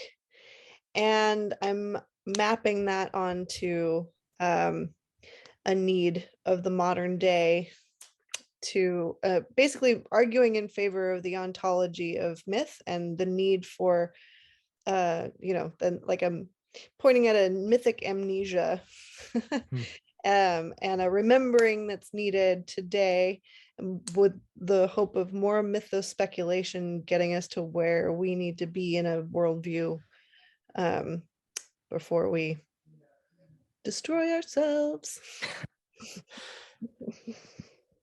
Sounds fantastic. Excellent. Sally. Hi. I'm using kind of Groff's basic perinatal matrices as this overall framework to trace the correlation between childhood psychological development and the development of cultural evolution, and kind of honing in on the transition from BPM-3 to BPM-4 to sort of make a blueprint based off childhood development from adolescence to adulthood to kind of have this collective blueprint for our collective initiation and the death rebirth struggle. Wonderful. Hello.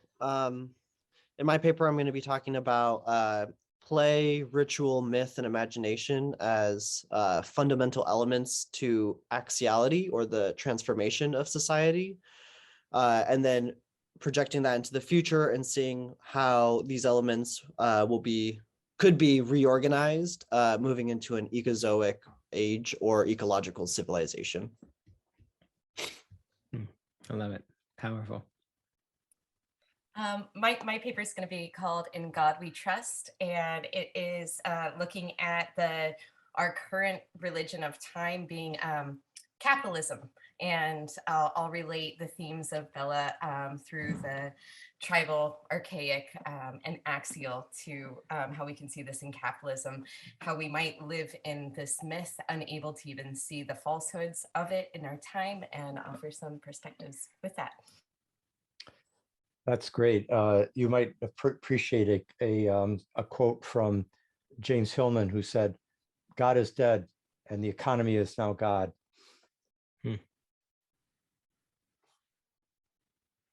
Andrew. Hi, everybody. The topic of my paper is on science and religion and seeking answers.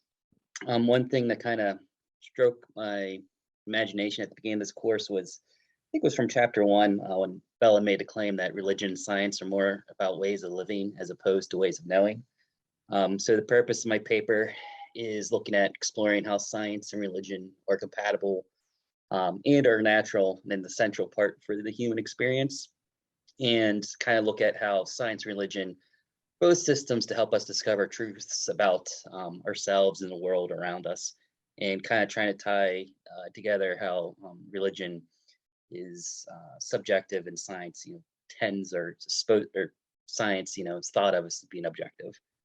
So that's my paper. I'm looking forward to it. Thanks, Andrew. Sarah.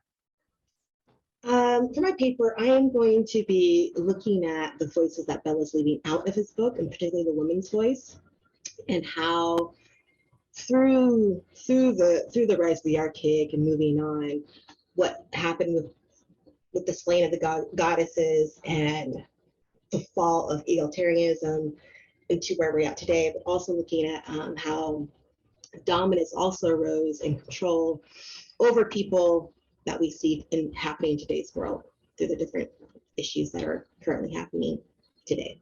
Yeah. It's important. I'm glad you're doing that. Thanks, Sarah. Thank you. Elizabeth. Hi. For my paper, I've structured a double-sided meta ritual or game composed of elements from the course that are aimed at helping humanity convert our traits that I find unsustaining to traits that are focused on sustaining life. Awesome. I love it. I love it when I hear these papers that resonate with, you know, there's different themes coming up in some of these papers that resonate with each other. I hope some of you are taking note and can dialogue afterwards. It's really fun to hear how you're approaching these. I'm looking forward to hearing about those games. Christo. Thank you. I want to take this opportunity to thank Weston for all his tops and tails sessions this semester. A few of us had a chance to talk over these ideas earlier today. So far, I'm running with the title for my paper, Ukraine 2022, a chance to reevaluate the Axial Age thesis. I'm going to introduce the idea that one of the characteristics of the Axial Age that hasn't been mentioned so far was a reorientation to power. All four of the societies that we looked at, reorientation to power was also one of the factors, and how the a orientation to power in these days has been distorted. Oh, sounds really, sounds really intense and fascinating. Looking forward to that. Joseph. Okay, here we go. Yeah, the title of my paper is Bellah's Paradox. And I think that comes from an idea that Bellah introduces in his first paper, that the good of collectives brings individual freedom. So I'm going to be actually taking an opposing view on that based on the ideas of Habermas and also Max Weber. That it's the other way around. It's the good of individuals that brings the collective good. So that's the whole idea of the paper. Sounds rich. Thanks, Joseph. Nate. So I'm going to focus on two key themes out of Bellah. One is this notion of play, the creation of context in which play can occur, and how nothing's thrown away, that everything is we gain new capacities. And those actually build up and create the framework within which play occurs. I'm then going to tie this back to Whiteheadian ideas about concrescence and how concrescence creates a framework in which the possible can occur, and at a very fundamental level to the way the universe is put together. And Whitehead also speaks of societies of actual occasions, which would be a person, for example, would be a society of actual occasions, and how that exact same process at a fundamental level plays out at the most complex levels as well, at all levels, and in fact at all levels. So I want to tie those all together. I noticed that you have in your background there a perfect accompaniment to your play motif with the guitar hanging behind you. I wish I could play it as well as I could speak about it. Justin. That is the perfect segue, because I like to do an integrative creative project where I wrote an acoustic song called Pooling of Interiority, which is a phrase I heard Jake say in our lectures when we were talking about the Paleolithic emergence of myth. So look forward to sending that your way. Awesome. I can't wait. Jasper.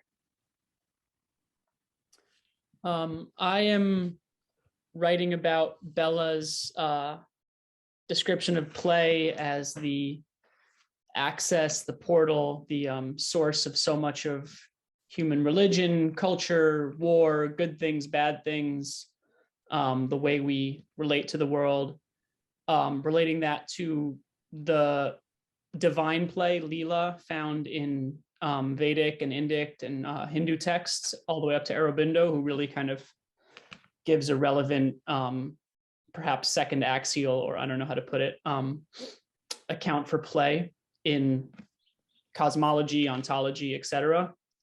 And trying to find in that, in Bellah, bringing in evolutionary biology, as well as obviously anthropology, sociology, with the Vedic notion, trying to find like an ethic that we can kind of see through that process of valuing and honoring the organic right and delight of all of life to have the freedom and the care and the ability to play and create, and how I think in Bellah we also find the truth that, especially in primal rituals, for example, I don't know if primal is the word, but that there is a lot of sacrifice and work and collectivity and intention that goes into creating the possibility for play and cohesion.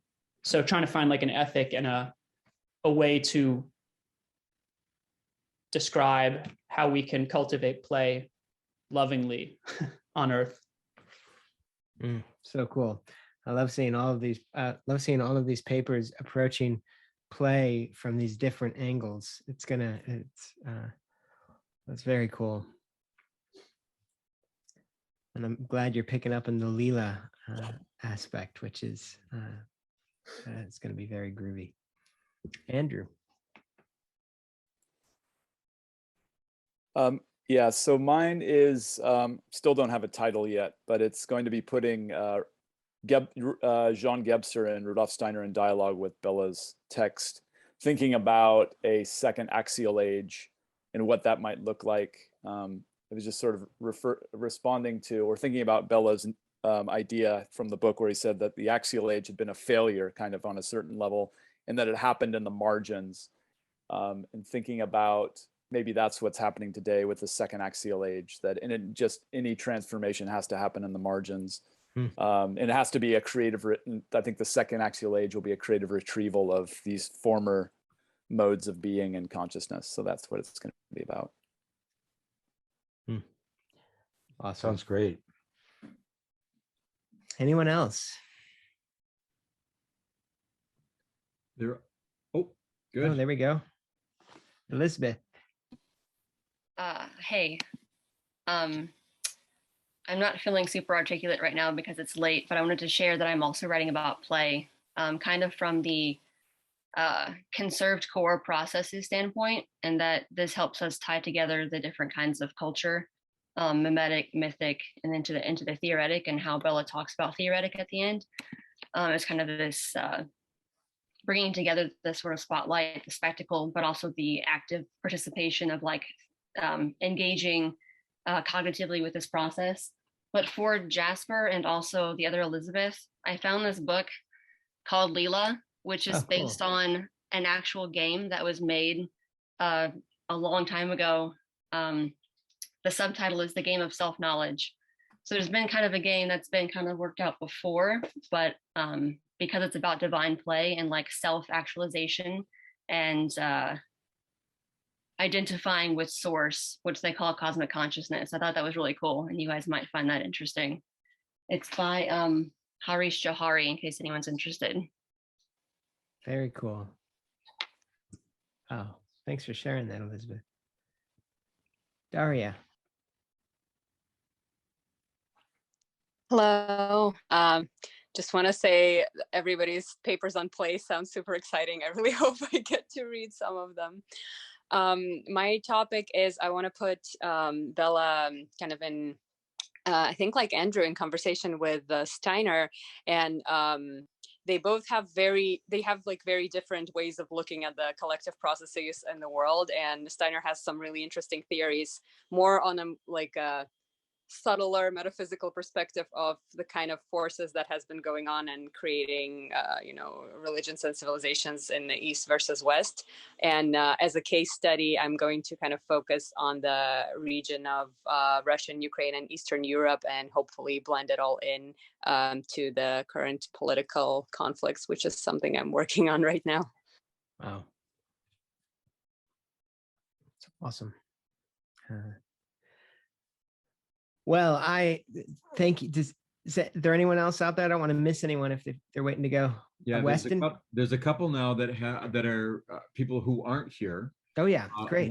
One is from Ashton, and he says, "What is the metaphysical character of evolution in the context of universal history of religion, told as the Bildungsroman of humankind?"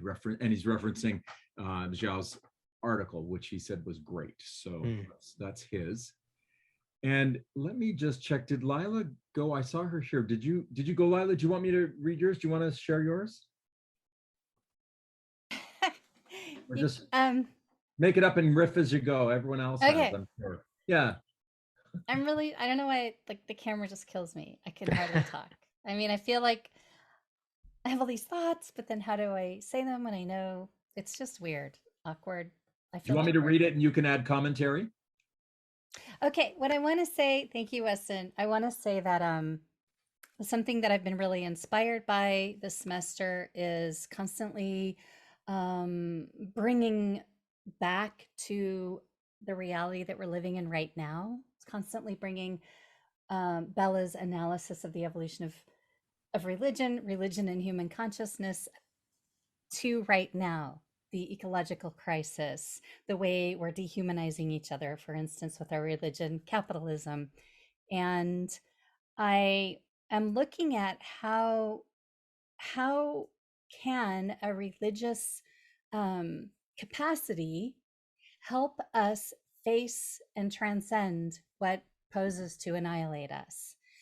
So in my paper, I'm kind of trying to look at religion as a capacity for survival, and that we need to have some sort of transcendent understanding of our connection to each other, to the cosmos, to the planet, so that we change the way we live. And I'll just read what I sent you. And then I say, on the deepest and perhaps most important level, I think religion is both an expression of and tool for understanding and organizing ourselves in relationship to a deeper, higher, more sacred sense of being human. Its potential is that it can connect us to our true spiritual nature and help us sense and realize that we are greater than our material bodies and the material conditions that often seem to drive and define our existence, and that we are incontrovertibly part of each other, the planet, and the cosmos. And I ask, with all of these threats to our survival and the way we're dehumanizing each other, I wonder, will we rise to the occasion?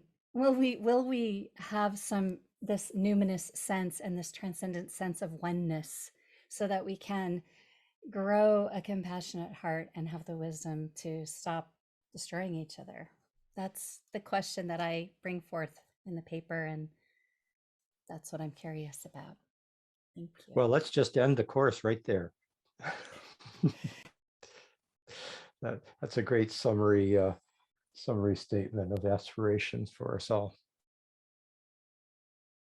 Well, speaking of ending the course, let's not end the course yet, but I think this would be a good time to take a quick break, and then we come back, we can have people can have a chance for some small groups, and then a little bit of time for a little bit larger discussion. Does that sound right, Rick? Yeah, perfect. Clock, everybody goes into breakout sessions for 15 minutes. Yeah, perfect. Okay.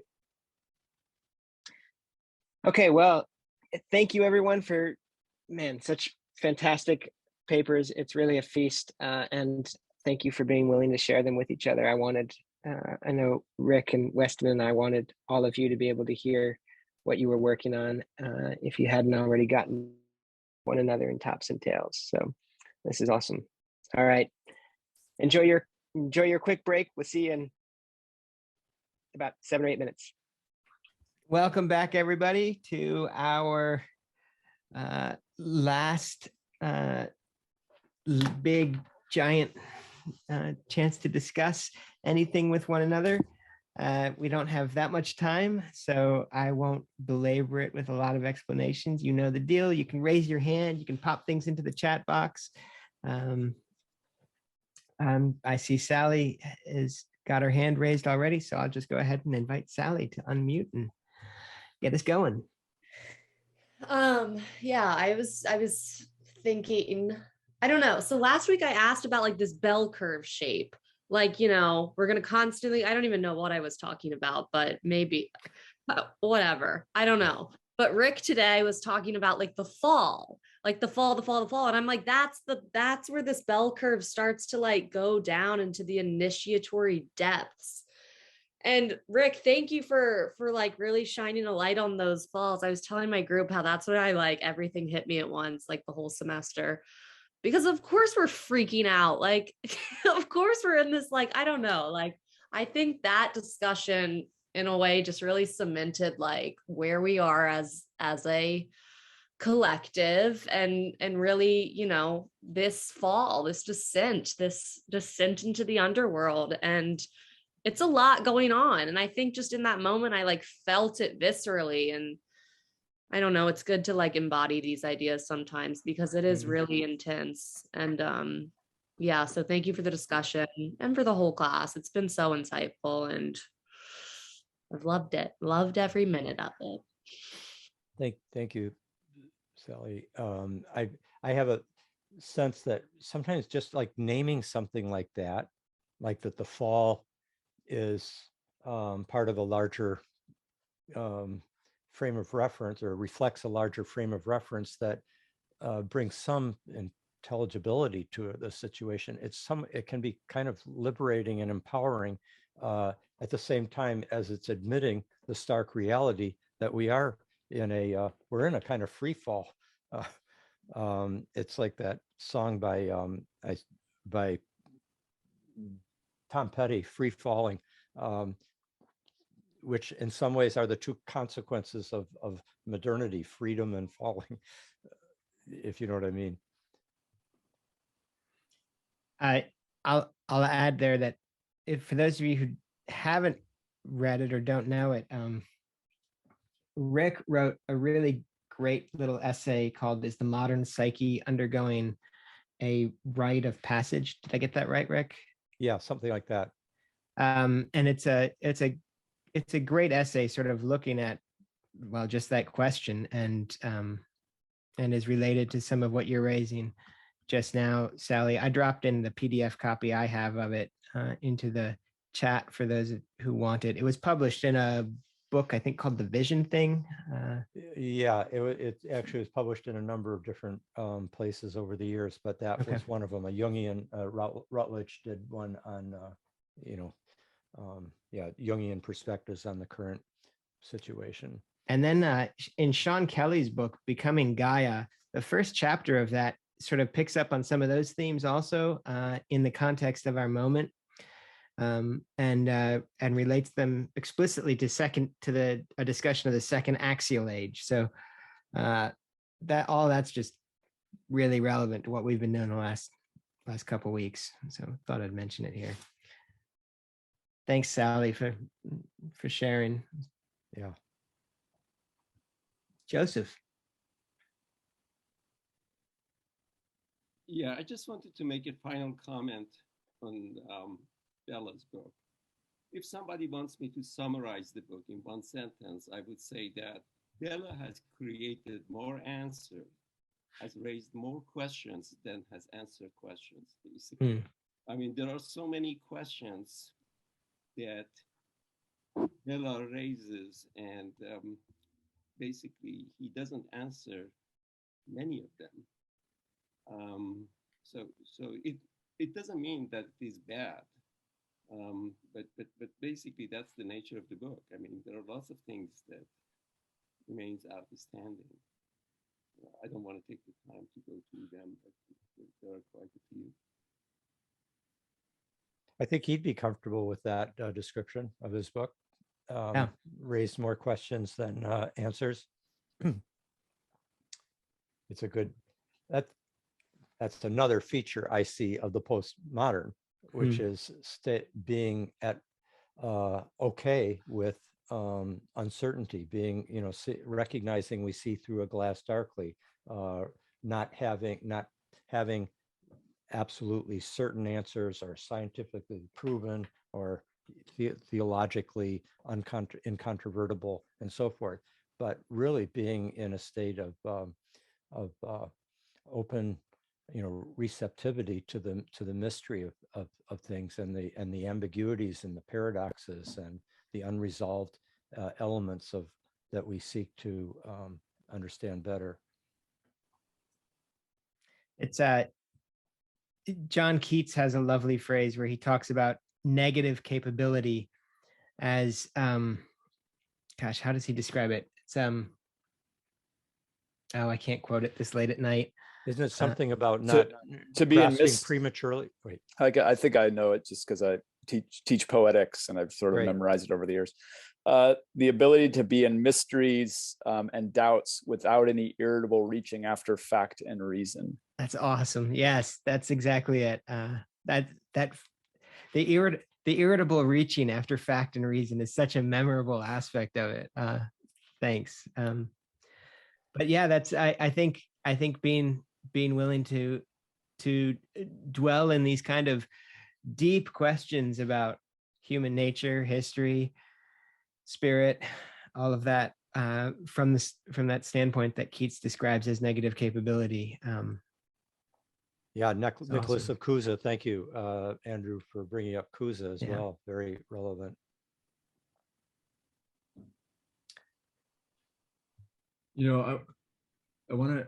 Can I just? I'm going to share one thing. On the question about raising more questions than providing answers. I found this really inspiring at the very start of the course. It's the last paragraph of his preface. And it really speaks to, Jake, how you both have spoken of this course in being an add water and stir kind of an experience where what's the phrase you use? The book is a record that must be played with the tongue, or say that, yeah. Anyway, putting the tongue into this groove. This is the last paragraph. This book asks what our deep past can tell us about the kind of life human beings have imagined was worth living. It is an effort to live again those moments that belong to us in the depths of our present, to draw living water from the well of the past, to find friends in history who can help us understand where we are. It is not a book about modernity, but surely, as Leszek Kolakowski has eloquently put it, modernity is on trial. I cannot in this book give an account of that trial. All I can do is call up some very important witnesses. I love that, and I love that sense. Well, you know, we're inviting everyone to the party, and there's going to be some conversations that take place. What questions do you leave with? What answers are you making up as you walk away? So that was a great noticing, Joseph. And again, it's what I find so inspiring about this is give me more questions, because you know, it incites more conversation, which I think is important for all of us. Yeah, it's a great passage too, because Bellah describes his interlocutors as friends along the way, and this is something that gets brought out in Zhao's essay also, that there's Aristotle describes the friend as another self.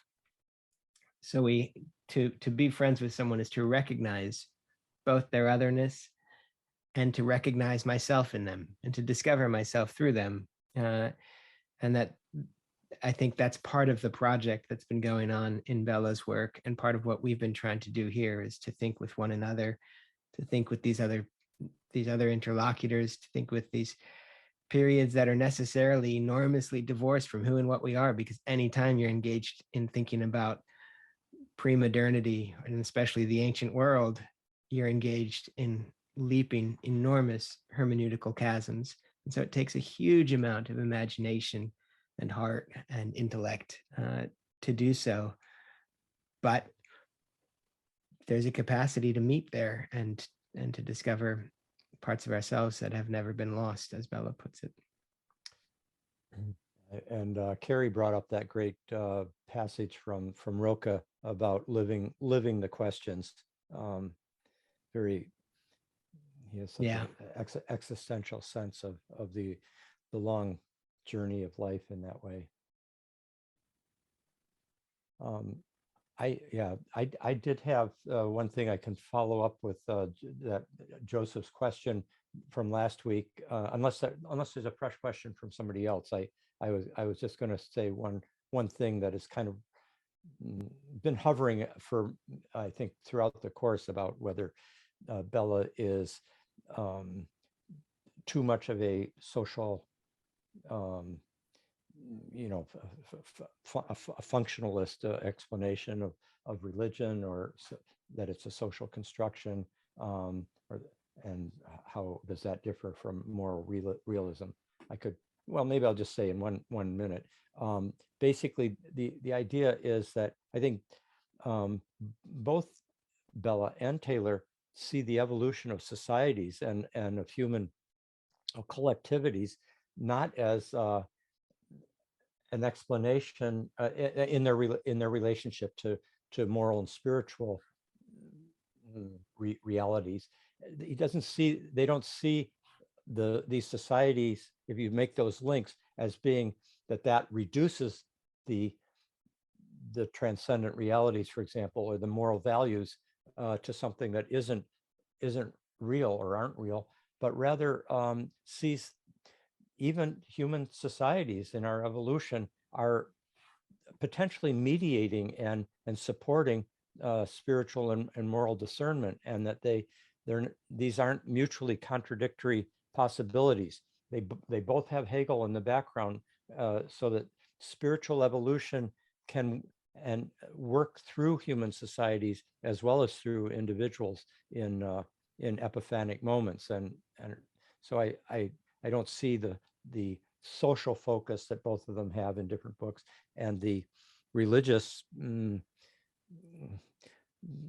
the holding of as ontologically significant, the religious perspective. I don't see those as being mutually contradictory perspectives. It's a participatory perspective in relationship to the evolution of societies.